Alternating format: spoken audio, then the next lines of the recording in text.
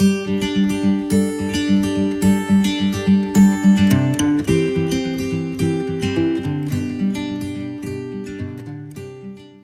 everybody, GT here from GT's Barbecue. Today I'm going to do some USDA Choice beef chuck short ribs. I've actually not done a video on these before, and I found them on sale, so I thought it'd be a good time to give them a try. I'm going to do a real basic seasoning, just one rub on these, and I'm going to do them on the Weber Kettle today, low and slow. I figure it's probably going to take 3 to 5 hours, something like that. So we'll get these things seasoned up here in a minute and get the grill going. Okay, let's get these bad boys opened up here. I always try to keep a clean hand and a dirty hand whenever I season things. Got a little butcher paper down to kind of help save some of the mess on here.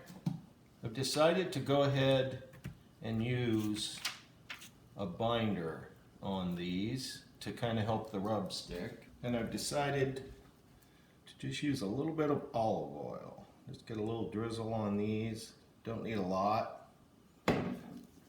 Make sure you get the sides worked in. But these ribs have a lot of surface area to add flavor to, so you want to make sure that you get all of it.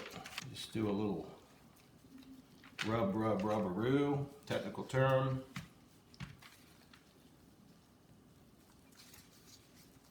Put that on there like so. And again, this is just a binder, something to help the rub stick so it just doesn't fall off. And it's a pretty neutral flavor, so. Okay, so today I'm going to use Cosmos Q's Texas Beef rub. I decided to use this because it has not only SPG, salt, pepper, garlic, but it also has a little sugar in it. And that sugar is going to help caramelize as these things cook and make a nice bark. And again, we want to make sure we get the sides. Sorry if my hand's in the way. A little bit more on there.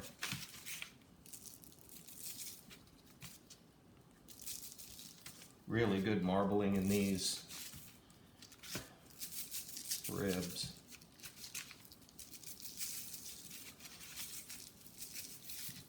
At the ends. Probably going to try to cook somewhere between, I'd say 250, 275. Don't want to go too hot. And a little trick, sometimes you can just use your meat and dabble up some of that extra rub. Makes it a little more cost effective. Just like so. Put this last little guy here.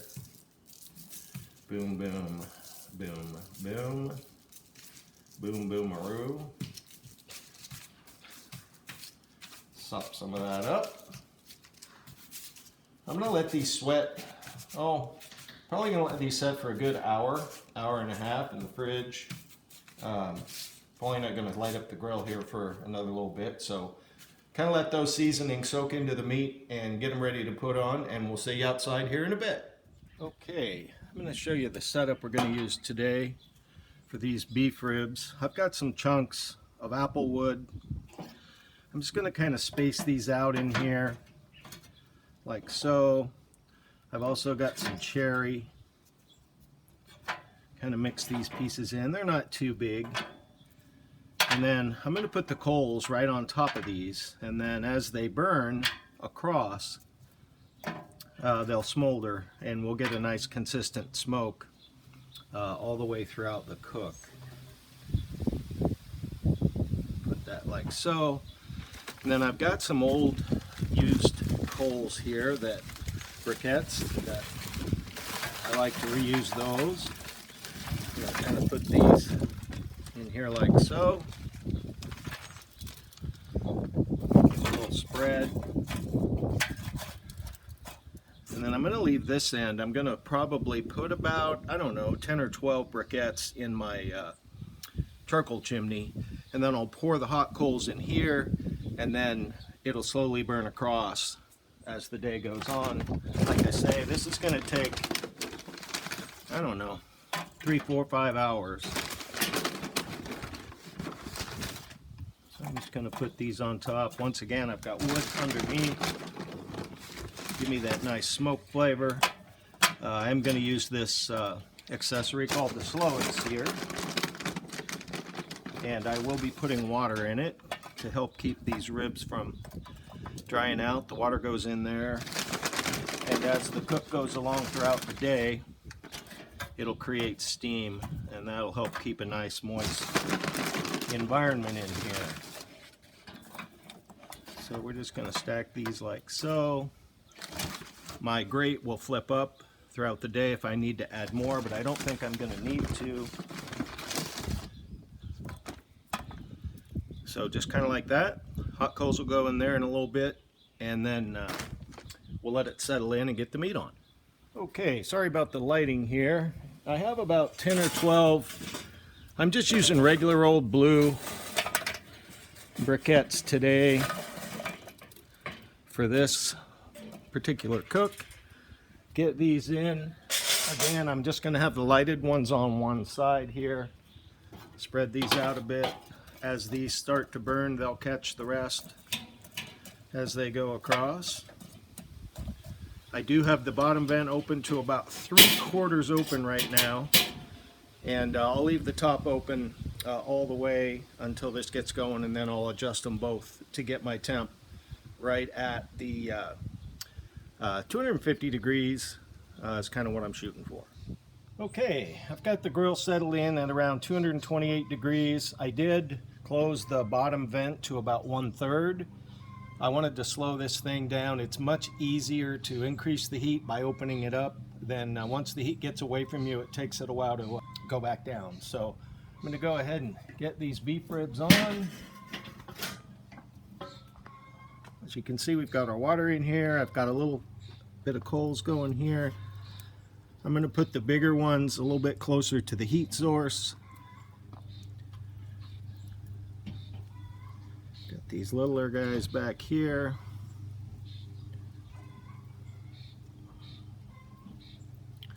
I'll move those over a little further away from the probe. And we'll check on these here in about an hour, and we'll see what we get. Okay, it's been about 1 hour. Let me give these things a look. Oh man, yeah, they're nice and moist. That Slow and Sear with that water in there is really doing its job. I'm just going to give these a quick rotate.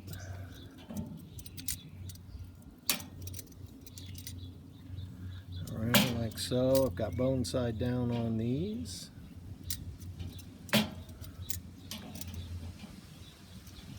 We'll put them to bed here for another hour, and we'll come back and check on them in a bit.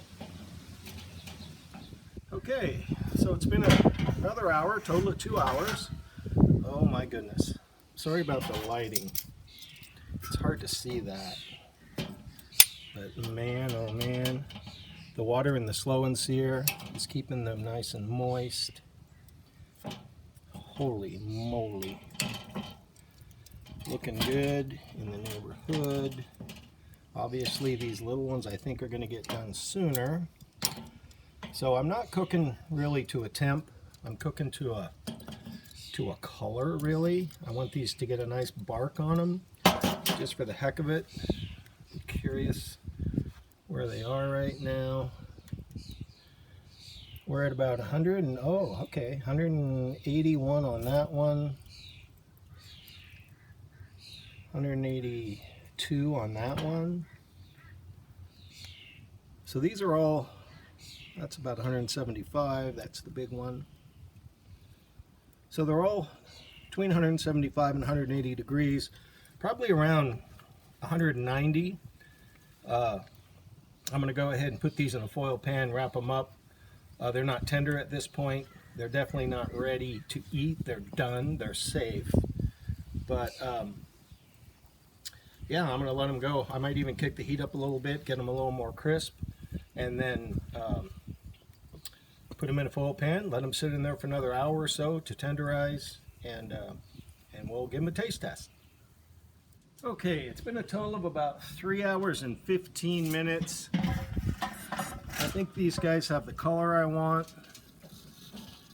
Again, I'm not cooking to temperature, but for those that are interested, these are about 188 degrees or thereabouts, 184. So I'm going to go ahead and put these in. What I'm trying to get is when you push the probe in, actually, you want it to feel like butter.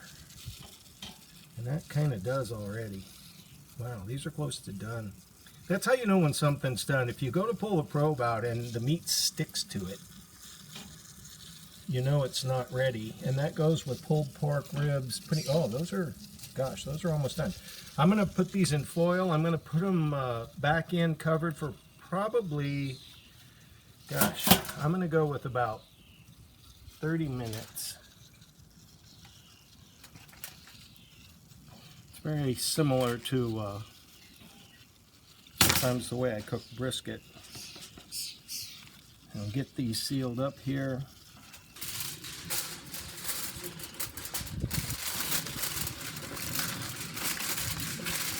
Nice and tight. Now they're going to basically debaste or braise or steam in here, and they're going to get more tender. But gosh, those look pretty good without even doing that step. So I'm just going to put those right in here like so.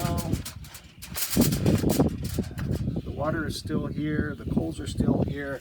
I've only used, I don't know, 25% of the coals, and it's already been 3.5 hours. So that could have cooked at least twice as long.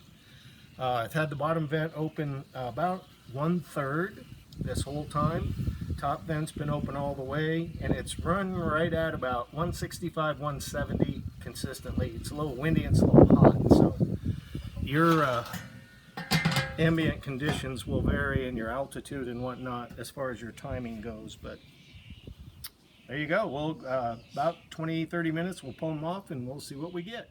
Okay, so I've let these rest for about 20 minutes in the foil. They feel nice and tender. They're nice and juicy. We got a good bark on there. We're going to go ahead and see what we have.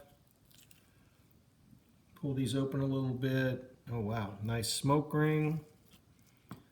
I normally would use pecan wood for this. I used apple and cherry today. Wow, that looks pretty good.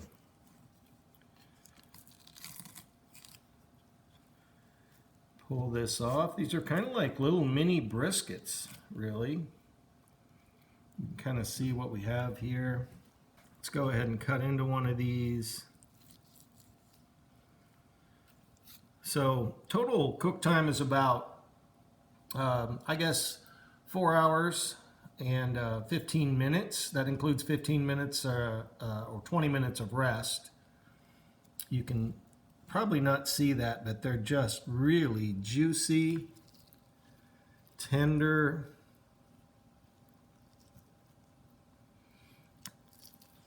Oh wow, still nice and hot. Use my spork. Oh my God.